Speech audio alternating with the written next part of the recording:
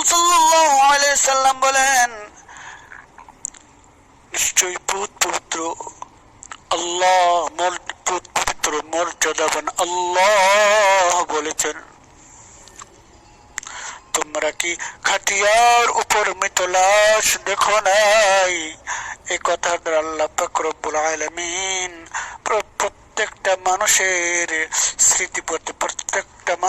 স্মৃতিপটে মৃত্যুর কথা স্মরণ করিয়ে দেয়। সুবহানাল্লাহ। এ ভাইরা আমার, একটা মানুষ যখন মৃত্যুবরণ করার পর তাকে নিয়ে যখন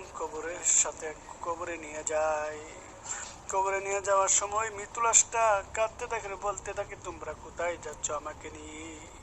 যখন তাকে কবরের সামনে রাখে, মৃত্যু লাশটা মনে করে তারাও বুঝি কবরে থাকবে, তাদের সাথে এখানে থাকবে।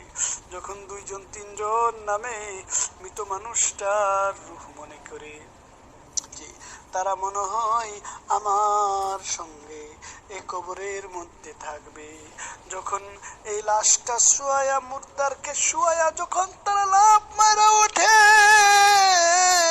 তখন মৃত লাশটা চিৎকার মেরে বলতে থাকে, দুনিয়ার মানুষ, তোমরা বুঝি আমার রাইখা চলে যাইতেছো, তোমাদের জন্য আমি কি না করেছি, কত কিছু করেছি। ছেলেকে না খাইয়া খাওয়াইছি, মেয়েকে ভালো কাপড় পরাইছি, ছেলেকে ভালো কাপড় পরাইছি,